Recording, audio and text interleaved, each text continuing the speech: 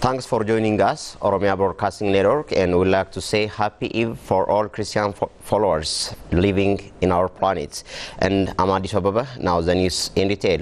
President Sahlawork Zewde received and held discussion with Danish ambassador to Ethiopia, Mrs. Karin Poulsen, at the National Palace. The discussion focused on both bilateral and multilateral issues, where Ethiopia and Denmark have been working together to promote mutual interests. President Sahlawork emphasized the vital role of Danish development cooperation to Ethiopia's development journey to alleviate poverty. Danish development cooperation with Ethiopia started in 2004 and gathered speed since then. Denmark launched its first 5-year 2018 to 2022 country strategy with Ethiopia in December to help promote democracy, fight poverty, and create sustainable growth in Ethiopia. Ambassador Karin Poulsen, on her part, underscored the attention given by the two governments immensely played a role to lay a solid foundation for the relations of Ethiopia and Denmark. She also appreciated the transformation process being undertaken in Ethiopia in all fronts, according to Office of the President, FEBC reported.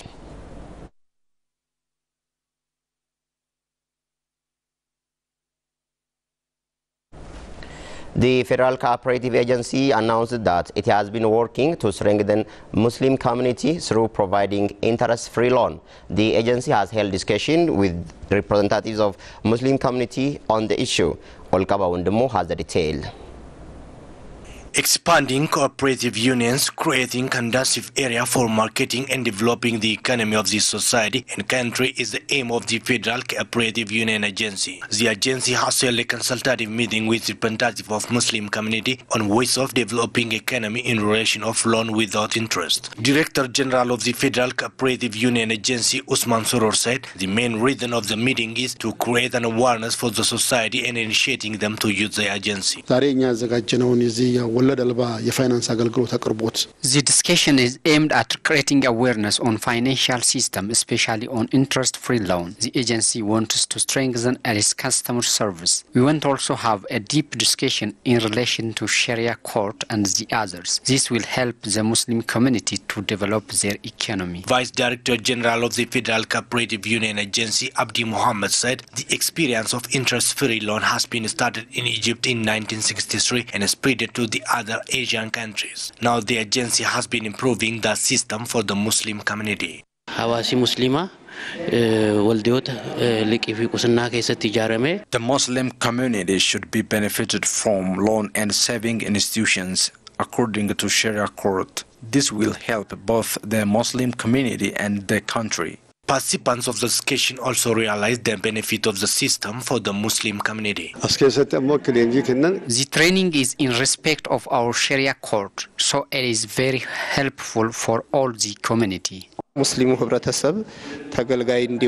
is very important for our community because the system has adopted in relation and respect to the system, the Sharia court. So it is important for both the financial institutions and the Muslim community. According to the information from the state, the system has been experiencing in more than 32 Muslim countries and in 22 United Kingdom financial organizations.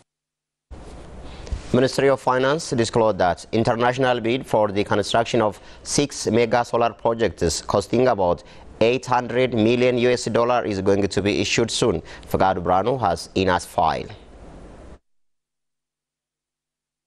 The total projects to be constructed by public-private partnership are reportedly 16, and bids have been prepared for the 6 mega solar projects. Speaking to journalists, Finance State Minister Dr. Tashoma Tafasa said feasibility studies for all the 7 hydropower, 6 solar, and 3 road projects were conducted, and both local and international companies invited to bid for the solar projects. It was learned that the solar projects will be implemented in Oromia, Tigray, Afar, and Somalia regional states. According to Tashoma, a governing board comprised of 7 members from public and 2 from private sector has been established to enforce the public-private partnership proclamation and facilitate the identified projects. He said since it has become very difficult for the government to meet the growing demand for infrastructure through public organs alone, it is highly committed to consolidate the public-private partnership framework. The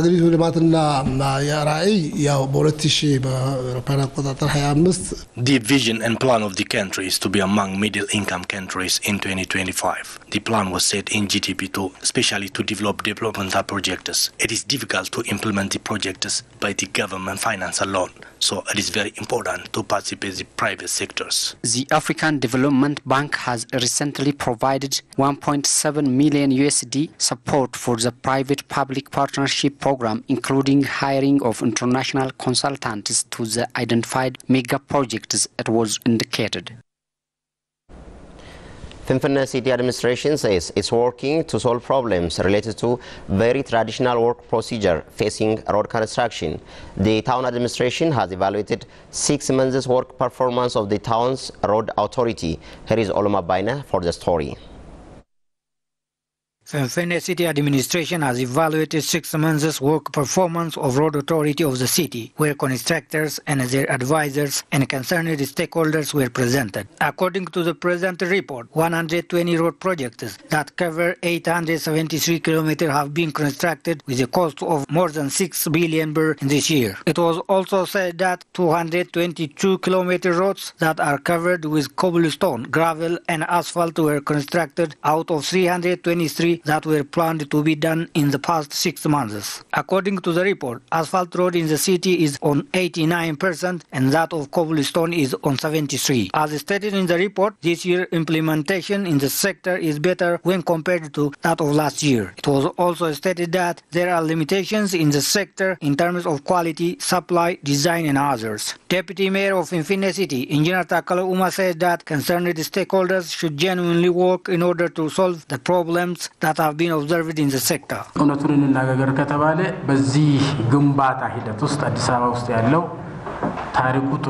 Frankly speaking, road construction sector of this city has no good name. This includes both government and private sectors. Therefore, we are responsible to change this history. Road belongs to all of us, so we have to administer it carefully and wisely. We have to also know that road construction process shouldn't be left only for the road authority. Rather, it should be responsibility of all of us. Engineer Takala added that organized and structured way of delivering work should be implemented in the sector. He also put direction in this regard. Since the projects are common for all of us, we have to correct the previous mistakes first. Then we have to improve our performance to register something better that changed the previous bad image. This needs participation of all stakeholders, especially contractors, advisors, consultants and government bodies. African Union announces that it's working to modernize purchasing and supply systems across the continent to achieve Agenda 2063. Mukhtar Haji has more on that. African Union has announced that it has been seriously working by giving due attention to the procurement and the supply management system activities to realize Agenda 2063 to build an integrated, prosperous and peaceful Africa. The unity has been discussing different researches concerning the issue in the host town of Ethiopia. Head of Procurement and the Supply Management System Department of Africa Unity, Mr. Reza Neguki, on the Evans said, Procurement and the Supply Management System Department of the Unity need to be modern and swift and should work to realize Agenda 2063. She said equipping professionals on procurement and the supply management system area is of crucial among different issues. The ultimate goal is to create a community of procurement and supply chain practitioners that will work together in areas of common interest. It is the first of its kind in the history of the AU, and we are delighted and excited to be hosting it. The workshop will be held under the theme, Driving the African Union's Strategic Objectives Through Supply Chain Excellence. In a short while, we will break this theme down and share an in-depth insight of the AU strategic objectives and overall objectives of this workshop. Karin Turen, Commissioner of Resource and Transport, the Procurement Commission of Africa Unity, said corrupt actors observed in different regions of the Africa Unity need to be solved by creating modern and swift services in supply and the procurement area of the Unity. African Union is pleased, is very glad to organize the first African Union supply chain platform here in Awassa.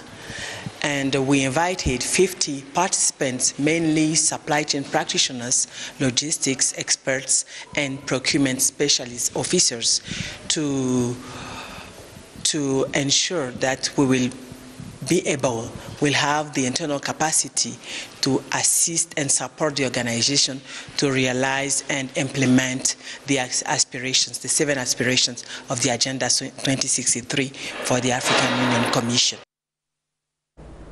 Various segments of the Society of Baledon have held Peace and Development Conference. Olma Baina has looked at Muhammad Awal Kazim's report. A peace conference that participates various segments of the society has been held in Goba town of Bale Zone. Participants of the conference said that they have been striving to sustain peace and security of their area. They added that they are ready to confront any situations that obstacles the change in the country. What we want in this country is to be united. We also want to love, respect and value each other. In doing so, we can transform the country. There are individuals and groups who do not want our unity, peace and even religious fathers' teaching. We have to work on such bad things day and night. Chief Administrator of Bale Zone, Ibrahim Haji, said that sustaining peace and security of their zone is very crucial, adding that people of the zone have great responsibility in peacekeeping process. It is we who should keep peace and security of our area. Therefore, we have to know our responsibility without any doubt and implement it accordingly. It is when we should strengthen our unity for sustainable changes. So we have to implement directions that are given by our reformist leaders. Head of the Oromia Technical and Vocational Education Training, Eba Garba, on the conference said Bale people have done remarkable job in peacekeeping process of their area. What Bale people have started to keep peace and security of their area can be taken as a good example for other parts of the region. Mayor of Goba Town, Ahmad Haji, also said that religious leaders and elders of the area have been playing a significant role in restoring peace of the zone. In Warajarso district of North Shawa Zone, graduates of higher learning institution engaged in extracting minerals have been benefiting from their work. Mukhtar Haji has a story. Youth graduated from higher education institution in Warajaso district of North Shawa Zone witnessed that they have been benefiting a lot after being organized under micro and small enterprises on extracting minerals. According to some youths who spoke to OBN, they have been accumulated over 500,000 birr since they have been engaged into the war. Now we have accumulated more than 500,000 birr in our closed accounts. Our capital has increased to more than 1 million birr. We can earn 1,900 birr per 2 weeks, which help us to support our daily life. They have asked the government to be supervised well to be transformed to another investment activities. 31 micro and small enterprises out of 45 micro and small enterprises engaged in the work of extracting minerals were successful in their achievement in Warajarso district of North Shawa Zone, according to Dejene Tolasa, who is head of Enterprise Development and Industry Office of Warajarso district.